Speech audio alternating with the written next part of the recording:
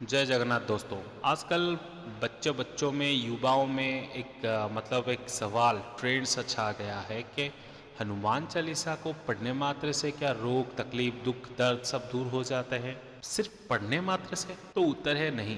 पढ़ने मात्र से तो कुछ भी फायदा या फिर लाभ नहीं मिलेगा, वो भी हनुमान चालीसा कतई नहीं। क्यों भाई, क्यों लाभ नहीं मिल सकता हमको?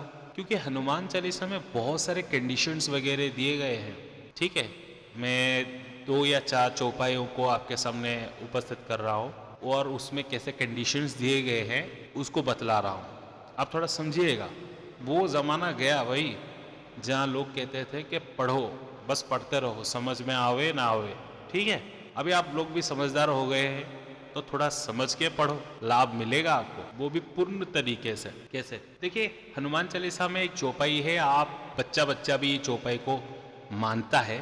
वो चौपाई ऐसे ही है, भूत पिशाच निकट नहीं आवे, महावीर जब नाम सुनावे। मतलब भूत पिशाच निकट नहीं आते हैं जब महावीर हनुमान जी का नाम उच्चारण किया जाता है, तभी तो। अगर किसी को लगता है कि यहाँ पे कुछ पैरानॉर्मल एक्टिविटी हो रहा है या फिर उन्हें लगता है कि कोई है भूत पिशाच, उनको लगता है, तो वो हनुमान चालीसा का पाठ करते हैं या फिर फोन में ही लगा देते हैं। क्यों? क्योंकि उनको लगता है, वो समझते हैं कि हाँ, हनुमान चालीसा को पढ़ने मात्र से मतलब भूत पिशाच नहीं आएंगे। वो समझते हैं इस चौपाई को, लेकिन पूर्ण तरीके से नहीं समझते। पूर्ण तरीके से कौन समझता है? जो इसको मतलब समझने की प्रयास करता है। देखिए, आप सिर्फ हनुमान जी का नाम उच्चारण से भी भूत पिशाचों को भगा सकते हैं। आप पूरा हनुमान चालीसा पढ़ने का कुछ जरूरत नहीं है। ठीक है, और एक चौपाई में बताता हूँ। ना से रोग हरे सब पीरा, जपत निरंतर हनुमत वीरा। ठीक है, इस चौपाई में भी एक कंडीशन अप्लाई किया हुआ है। मतलब आप अगर निरंतर, आपको अगर किसी मतलब व्याधि ने या फिर रोग ने आपको आक्रमण किया हुआ है, किसी रोग के अंदर आप हैं, मतलब ज्वर वगैरह कफ वगैरह आपको हो गया है, तो आप सांस जितने बार लेते हैं जितने बार छोड़ते हैं उतनी बार ही हनुमत वीरा नाम जप कीजिए। क्यों?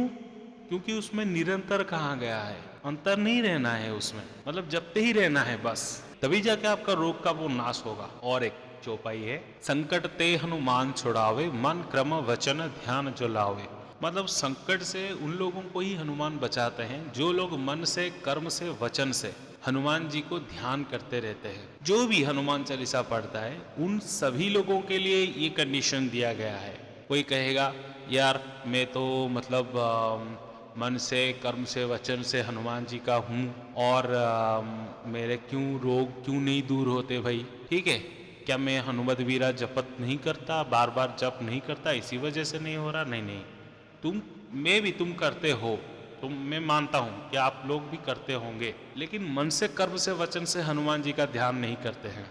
आप लोग बोलेंगे यार यार ये कैसी बात हुई? हाँ, आप मांस मछली आप तो खाते ही होंगे। कोई कहेगा नहीं नहीं मैं नहीं खाता। ठीक है, किसी को नीचा दिखाने के प्रयास नहीं करते? क्यों? किसी को नीचा गिराने के प्रयास नहीं करते? किसी के बारे में मतलब चुगलखोर नहीं करते? क्यों चाहिए भाई? हनुमान जी को ये बिल्कुल पसंद नहीं है उनका कोई आदमी ऐसा करे। जैसे हम सोचते हैं कि हमारा परिवार में किसी बच्चा मतलब कुछ मतलब गंदी आदतों में ना पड़े, उसी तरह हनुमान जी भी सोचते रहते हैं यार मेरा डिवोटी है, मेरा भक्त है, वो ऐसा क्यों करेगा? और हनुमान जी को ये कतई पसंद नहीं है। क्यों?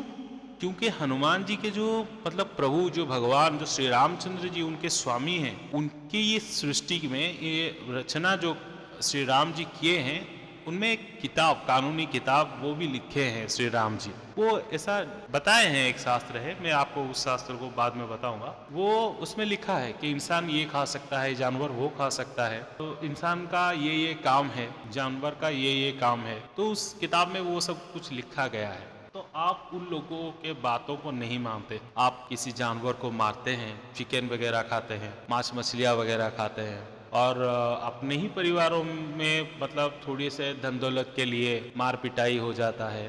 किसी किसी को बाहर के भी किसी बच्चे को या फिर आदमी को नीचा गिराने चाहते हैं, और बाद में हनुमान जी के मंदिर में जाते हैं, मंगलवार को मंगलवार करते हैं, शनिवार को शनिवार करते हैं, हनुमान चालीसा रोजाना पढ़ते हैं, बजरंग बाण भी पढ़ लेते हैं। कैसे फायदा मिलेगा भाई?